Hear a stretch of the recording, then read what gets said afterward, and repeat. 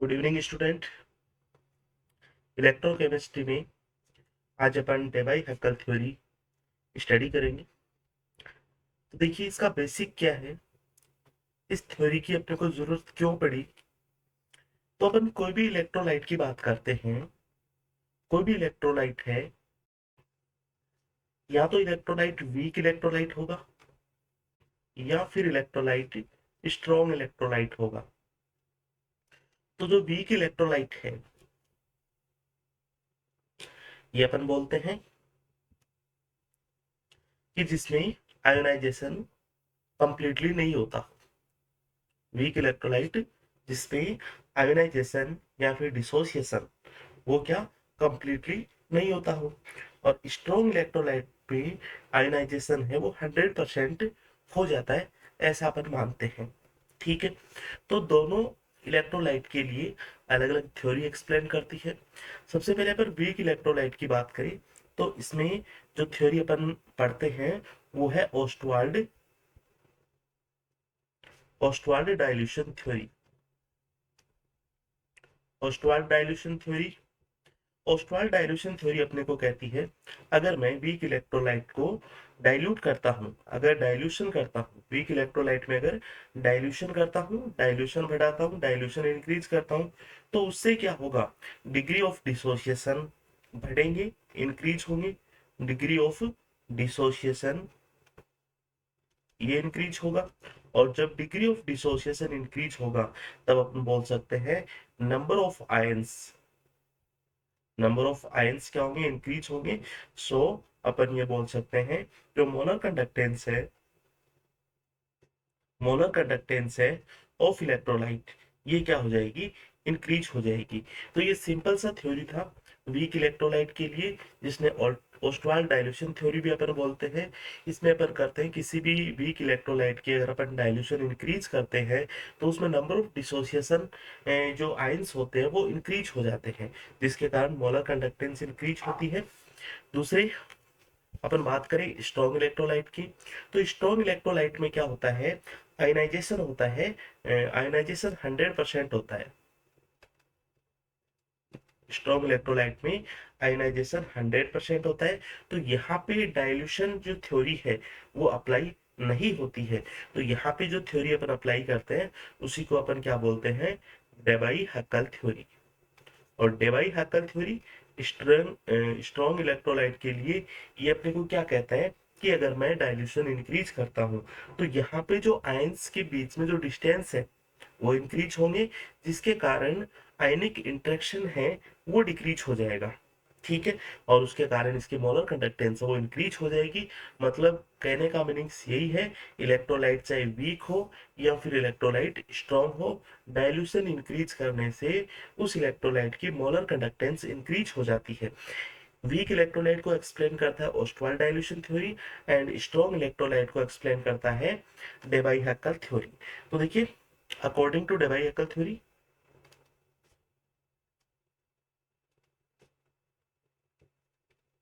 According to Debye Huckel क्या करते हैं अपन, स्ट्रॉन्ग इलेक्ट्रोलाइट को अपन डाइल्यूशन करते हैं, डाइल्यूट करते हैं, डाइल्यूशन करते हैं, डाइल्यूशन इंक्रीज करते हैं। तो क्या होता है, उस वजह से जो आयनिक डिस्टेंस हो जाती है वो इंक्रीज हो जाती है। Distance distance in between ions ये क्या हो जाती है, इंक्रीज हो जाती है। और इससे अपन ये कह सकते हैं कि इंटर आयोनिक अट्रैक्शन है वो डिक्रीज हो जाता है। Inter ionic attraction inter ionic attraction decrease हो जाता है। और जिस कारण से जो मोलर कंडक्टेंस है वो क्या हो जाती है, इंक्रीज हो जाती है। ये डेबाई हैकल थ्योरी अपनी कहती है। ठीक है, तो डेबाई हैकल जो थ्योरी के कारण जो डिस्टेंस आयनों की डिस्टेंस इंक्रीज हो जाती है, इंटर आयनिक अट्रैक्शन डिक्रीज हो जाते हैं, उसी वजह से जो स्ट्रॉन्ग इलेक्ट्रोलाइट है उनके कंडक्टेंस, मोलर कंडक्टेंस इंक्रीज हो जाती है। अब जो डेबाई हक्कल ने ये बताया था कि जो इलेक्ट्रोलाइट है, स्ट्रॉन्ग इलेक्ट्रोलाइट है, उसमें दो तरह की घटनाएं होती है। दो तरह की घटनाएं होती है, मोस्टली तीन तरह की घटनाएं होती है इसमें, लेकिन डेबाई हक्कल ने टू टाइप्स की जो फिनोमेना है वो अपने को बताए थे। एक एसिमेट्रिक इफेक्ट और दूसरा इलेक्ट्रोफोरेटिक इफेक्ट। ठीक है। तीसरा होता है अपना विस्कोसिटी इफेक्ट होता है। ठीक है। जो डेबाई हक्कल ने ये मतलब नहीं बताया था अपनी थ्योरी में। हाँ जी। तो क्या डेबाई हक्कल थ्योरी क्या कहती है अपने को? अकॉर्डिंग टू डेबाई हक्कल, देखिए दो तरह की घटनाएं होती हैं। एक इसमें अपन बात करेंगे एसिमेट्रिक इफेक्ट, एसिमेट्रिक इफेक्ट, और दूसरा अपन बात करेंगे इलेक्ट्रोफोरेटिक इफेक्ट।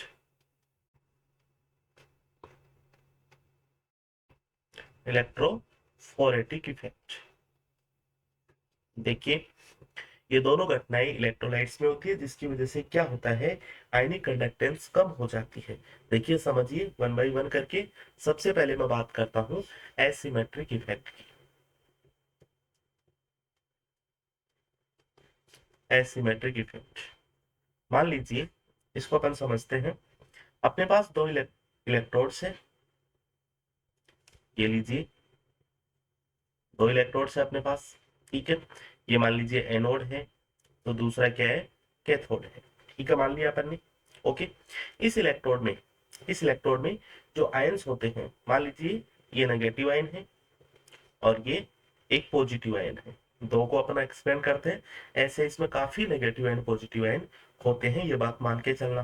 तो नेगेटिव आयन के चारों ओर क्या होते हैं, पॉजिटिव चार्ज, पेरिफेरी में इसके पॉजिटिव चार्ज होते हैं। ठीक है।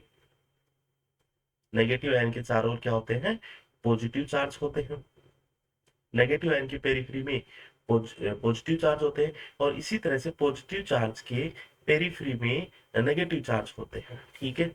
इसी तरह से पॉजिटिव आयंस के चारों ओर नेगेटिव चार्ज भी होते हैं। बिल्कुल क्लियर है। अब क्या करता हूं मैं, हाँ जी, इस इलेक्ट्रोलाइट को, ये जो इलेक्ट्रोलाइट है, इस इलेक्ट्रोलाइट को, काफी सारे आयंस है इसमें। ठीक है। इस इलेक्ट्रोलाइट को मैं किसी एक्सटर्नल पोटेंशियल देता हूँ, उसको एक्सटर्नल पोटेंशियल से जोड़ता हूँ, उसको बैटरी से जोड़ता हूँ। तो देखिए क्या होता है, ये स्थिति कब है, ये स्थिति है यहाँ पे अपन कोई भी एक्सटर्नल पोटेंशियल नहीं जोड़ते, मतलब absence ऑफ एक्सटर्नल पोटेंशियल। और मैं इसमें क्या करता हूँ, अब एक्सटर्नल पोटेंशियल ऐड करता हूँ, अप्लाई करता हूँ, अप्लाई एक्सटर्नल पोटेंशियल।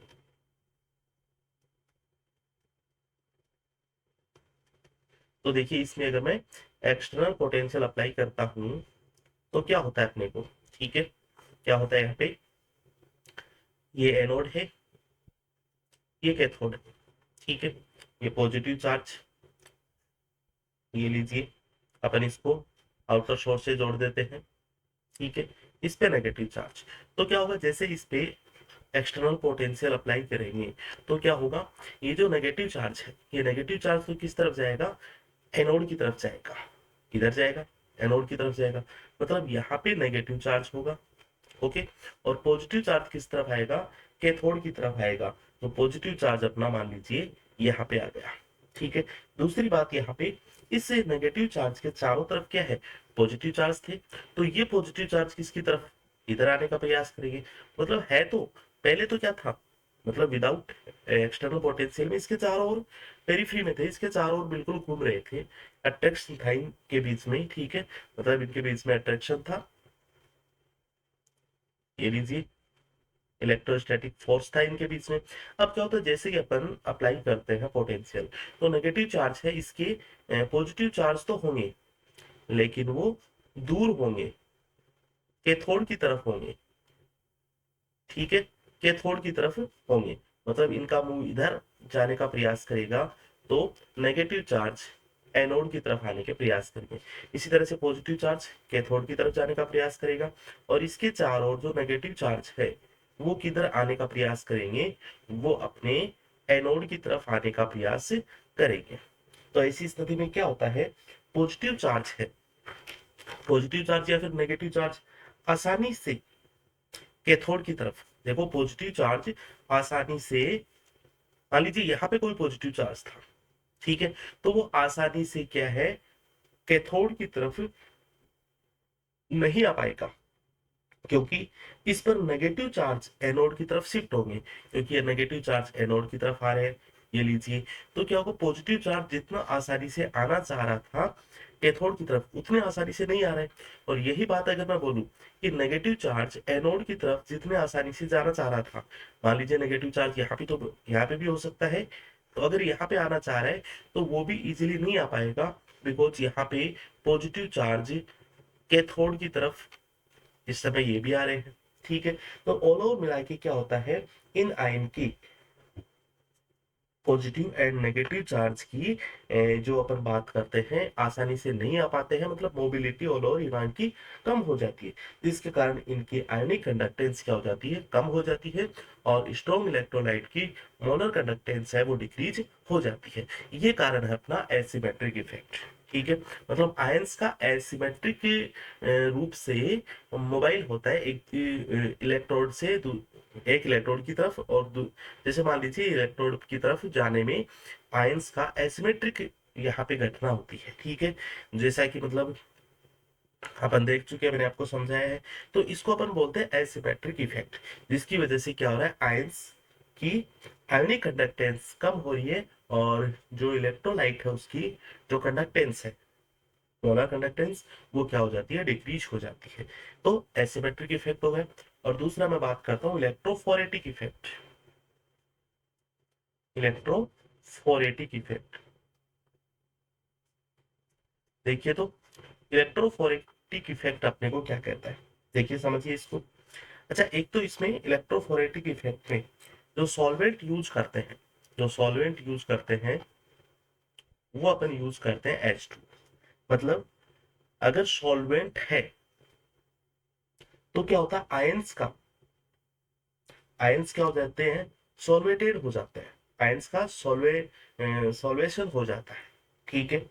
मतलब let solvent is H2, then जो एक्वा सॉल्यूशन में जो आयंस होते हैं, पॉजिटिव या नेगेटिव आयंस, ये क्या हो जाते हैं, सॉल्वेटेड हो जाते हैं। तो यहाँ पे जो अपन बात करेंगे वो सॉल्वेटेड आयंस की बात करेंगे, न कि एक जो रेगुलर आयन होता है उनकी बात करेंगे, ठीक है। जैसे पॉजिटिव नेगेटिव उनकी बात नहीं करेंगे, वो जो सॉल्वेटेड हो जाते हैं उनकी मोबिलिटी की अपन बात करेंगे। तो देखिए अपने पास वही एक चैम्बर है जिसमें एनोड हो गया अपना, और एक कैथोड हो गया, ठीक है। एनोड हो गया, कैथोड हो गया। अपन बात करें, यहाँ पे पॉजिटिव चार्ज है, ठीक है, यहाँ पे नेगेटिव चार्ज भी है, यहाँ पे पॉजिटिव चार्ज है, यहाँ पे नेगेटिव चार्ज, कहीं पे भी हो सकते हैं, एक्सप्लेन कर रहा हूं मैं ओनली आपको। तो क्या हो रहा है, यहाँ पे इस आयन का सॉल्वेशन हो रहा है, ठीक है, ये आयन सॉल्वेशन हो जाएंगे इसके। नेगेटिव आयन है, इनका भी क्या हो जाएगा, सॉल्वेशन हो जाएगा।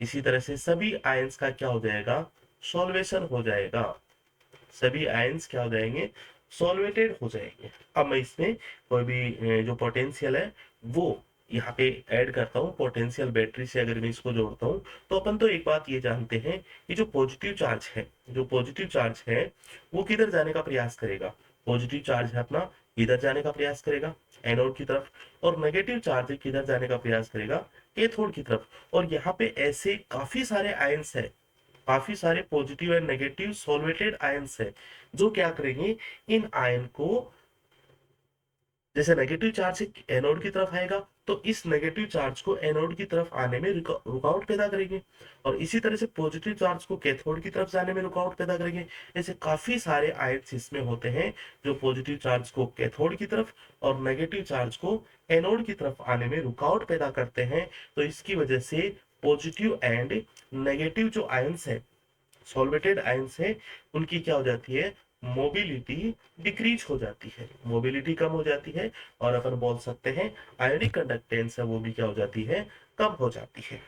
तो ये बात हुई अपने डेबाई हैकल थ्योरी ने आपको ये बता दिया कि डाइल्यूशन करने से जो इंटरेक्शन डिस्टेंस है, इंटर आयोनिक डिस्टेंस है, वो इंक्रीज हो जाती है, इंटरएक्शन है, इंटरआयोनिक अट्रैक्शन है वो डिक्रीज हो जाता है, जिसकी वजह से इसकी मोलर कंडक्टेंस इंक्रीज होनी चाहिए थी।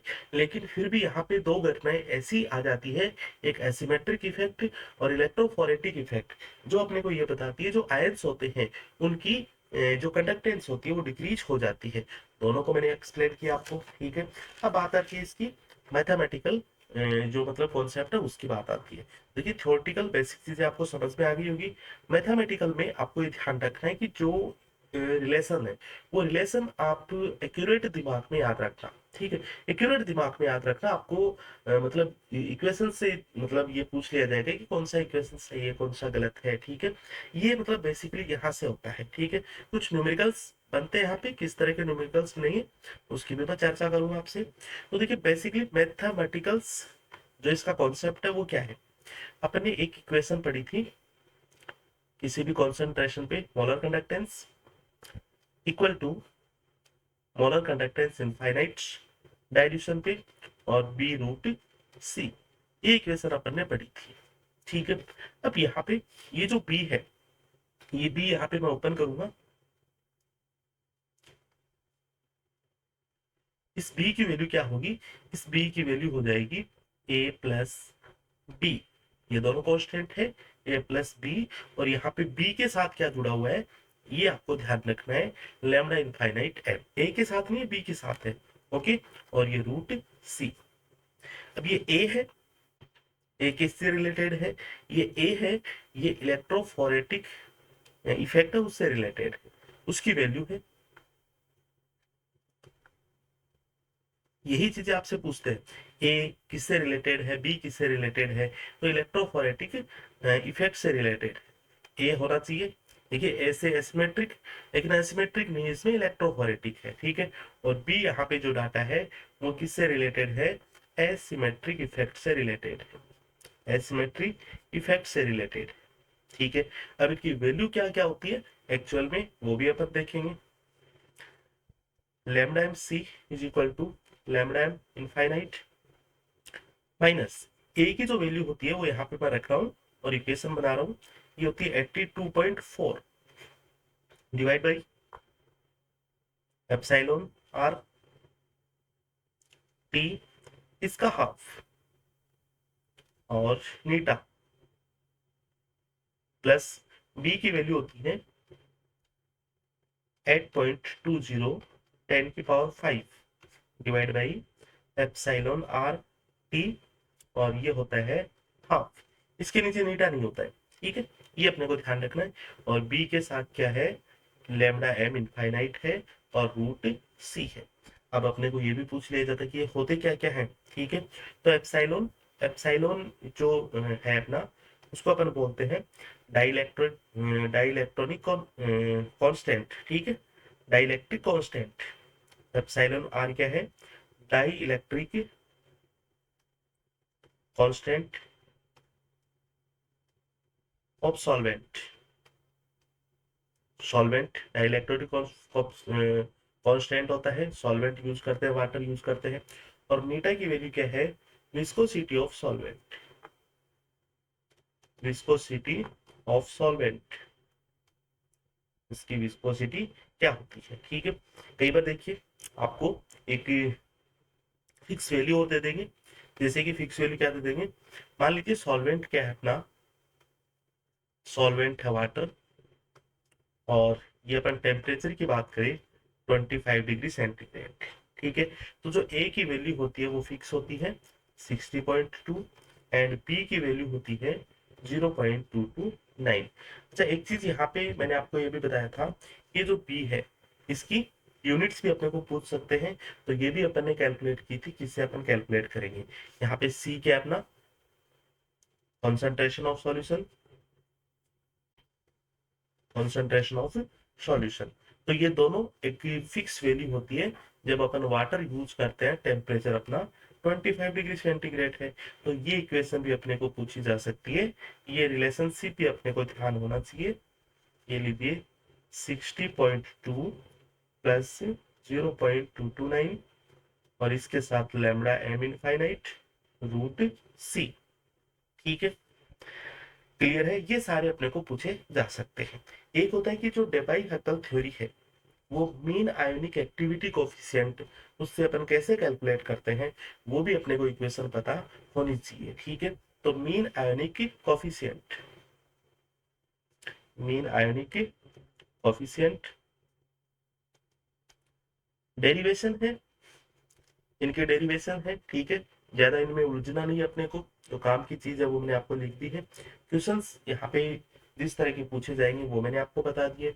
यूनिट्स पूछी जा सकती है, इक्वेशन एग्जैक्ट अपने को ध्यान रखनी है। ठीक है, बस यही घुमा फिरा के करता रहता है आप लोग, 1/2 की जगह 3/2 दे देगा। ठीक है, ये ए के साथ में ये लगा देगा, बी पहले दे देगा, ए बाद में दे देगा, यहाँ पे माइनस की जगह पॉजिटिव दे देगा, यहाँ पे पॉजिटिव की जगह माइनस दे देगा।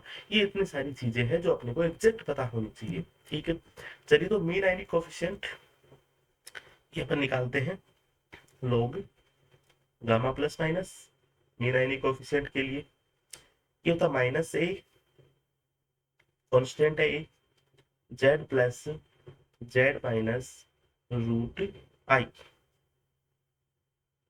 ये इक्वेशन फर्स्ट है।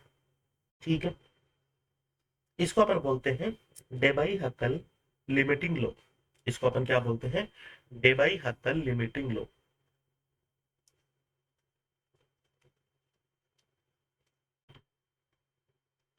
लिमिटिंग लो,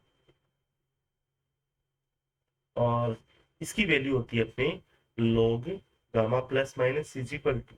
ठीक है, वाटर अगर अपन यूज करते हैं, वाटर सॉल्वेंट यूज करते हैं, तो जो ए कांस्टेंट है इसकी वैल्यू होती है 0.50, 0.50 माइनस 0.50, और ये हो जाएगा Z plus Z minus root I. ये इक्वेशन अपने को ध्यान रखनी है, वाटर अगर सॉल्वेंट हो तो जो मीन आयनिक कोफिशिएंट है वो अपन कैसे निकालते हैं। चलिए क्वेश्चंस देता हूँ आपको एक। हाँ जी, क्वेश्चन है अपना, calculate mean ionic coefficient, calculate mean ionic coefficient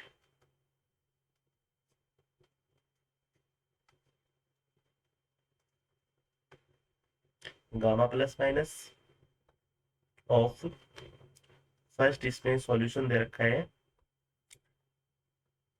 first आपको दे रखा है NaCl एट मोलिलिटी ऑफ 0.01, एक तो ये दे रखा आपको, और दूसरा आपको दे रखा है इसमें Na2SO4, दो अलग अलग सॉल्यूशन है। Na2SO4 एट मोलिलिटी ऑफ 0.001, देखिए तो। ठीक है, इस तरह से इस क्वेश्चन को सोल्व करूंगा मैं। हाँ जी, सबसे पहले अपन फर्स्ट क्वेश्चन को सोल्व करेंगे। NaCl की कंसंट्रेशन आपको दे रखी है 0.01 एम। ठीक है, आपने को क्या क्या चाहिए इसमें, आपने को चाहिए देखिए Z प्लस Z माइनस, ये डाटा अपने पास है, आई अपने को चाहिए। ठीक है, अब देखिए आई मैंने आपको निकालना बताया था, डायरेक्ट अपन निकाल सकते हैं। जो positive and negative charge ratio कितना है, 1:1 है, तो अपन ऐसा कैसा रख देंगे। ठीक है, और अगर चार्ज रेशियो अपना 2:2 है तो अपन क्या करेंगे, 3 से मल्टीप्लाई करेंगे, 6 से मल्टीप्लाई करेंगे, या फिर 15 से मल्टीप्लाई करेंगे। ठीक है, आयनिक स्ट्रेंथ अपन ने पढ़ी है पीछे ना, वहीं से अपन NaCl की आयनिक स्ट्रेंथ निकाल लेंगे।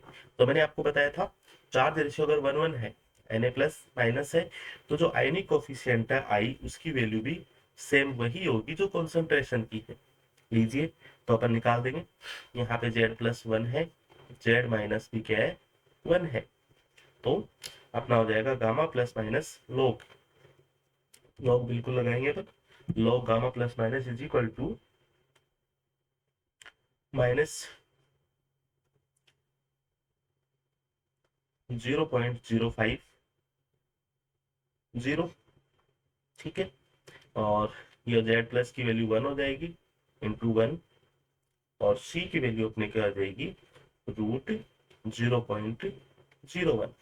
इसको अपन सॉल्व करेंगे तो माइनस 0.50 इंटू, इसको मैं लिख सकता हूँ 10⁻⁻2 का रूट। ओके है, कहीं कोई दिक्कत नहीं है। 10⁻⁻2 का रूट क्या होता है अपना, -1 होता है, ठीक है। तो 0.50 इंटू 0.1, इसको सॉल्व करेंगे तो 0.1 आ जाएगा, और इसको कंप्लीटली मैं सॉल्व करूंगा तो क्या हो जाएगा log gamma plus minus is equal to -0.50। ठीक है, ये अपने को मिलेगा। अब मैं देखिए तो इसका एंटी लॉग लेता हूँ, और एंटी लॉग अपन कैसे ले सकते हैं, कैसे ले सकते हैं अपन एंटी लॉग लेना, आपको काइनेटिक्स में मैं आपको सिखाऊंगा सारी चीजें, ठीक है। यहाँ तक आप छोड़ देना, मतलब gamma plus minus is equal to क्या हो जाएगा 1/log, और 1/log को क्या बोल देंगे एंटी लॉग -0.50, मतलब किसका लॉग इतना आता है, किसका लॉग इतना आता है, ठीक है, वो अपने को देखना होता है। बस केवल इतनी सी बातें हैं। तो ये भी अपन कर लेंगे कैलकुलेट, या फिर आप जो भी साइंटिफिक अपना कैलकुलेटर उससे सॉल्व कर सकते हैं। एंटी लॉग -0.50, ठीक है। आंसर है इसका 1.1। चलिए अब मैं सेकंड क्वेश्चन को सॉल्व करता हूँ। Na2SO4 वॉलेटिलिटी, तो यहाँ पे Na2SO4 की कॉन्सेंट्रेशन आपको दे रखी है 0.001 m। ओके, Z प्लस कितना दे रखा है 1, एंड Z माइनस कितना दे रखा है आपको 2 दे रखा है। तो 1:2 चार्ज रेशियो है। तो इसके लिए मैं क्या करता हूँ, कॉन्सेंट्रेशन जब अपन आई निकालते हैं, आयनिक स्ट्रेंथ निकालते हैं, इसको अपन 3 से मल्टीप्लाई कर देंगे तो 0.003 m ये आ जाएगी, इसकी आयनिक स्ट्रेंथ आ जाएगी। और वही अपन फॉर्मूला यूज कर देंगे log gamma plus minus is equal to minus 0.0 कितना है डाटा, एक मिनट में दो जगह अपन, बिल्कुल ये डाटा है, तो यहाँ पे भी अपन वही रखेंगे, यहाँ पे भी अपना क्या आ जाएगा -0.50। ठीक है, बिल्कुल सही आगे -0.50, और Z प्लस की वैल्यू 1 है, Z माइनस की वैल्यू 2 है, और आयनिक स्ट्रेंथ अपना क्या है √0.003। इसको सोल्व कर लेंगे, ये अपने को क्वेश्चन पूछा जाएगा। ठीक है, तो जो भी डेबाई हक्कल जो इक्वेशन थी, ठीक है, उसके बारे में मैंने आपको बताया है। हाँ जी, ये इक्वेशन और आपको ध्यान रखनी है कि ये जो कहाँ से डिराइव होता है, ये कहाँ से डिराइव होता है आप बुक से देख सकते हैं, ठीक है, वरना इतना ज्यादा कॉम्प्लिकेटेड आप सीन मेरे हिसाब से रहने दो तो अच्छा है। ठीक है, पूछे जाने वाले सवाल है मोस्टली मैंने आपको बता दिए हैं। रेयर चांस में इस क्वेश्चन का जो डेरिवेशन है वहां से भी इक्वेशन उठा सकते हैं, तो आपकी सहूलियत के हिसाब से आप देख सकते हैं। तो नेक्स्ट अपना इलेक्ट्रोकेमिस्ट्री में अपन पढ़ेंगे पोटेंशियल, इलेक्ट्रोड पोटेंशियल, जिसमें अपन नेक्स्ट इक्वेशन डेनियल सेल, ठीक है, इनकी चर्चा करेंगे। इलेक्ट्रोकेमिकल सीरीज है, वहां पे अपन देख के इस इलेक्ट्रोकेमिस्ट्री को सबमिट करेंगे। आज केवल इतना ही रखेंगे। Thank you so much, have a good day.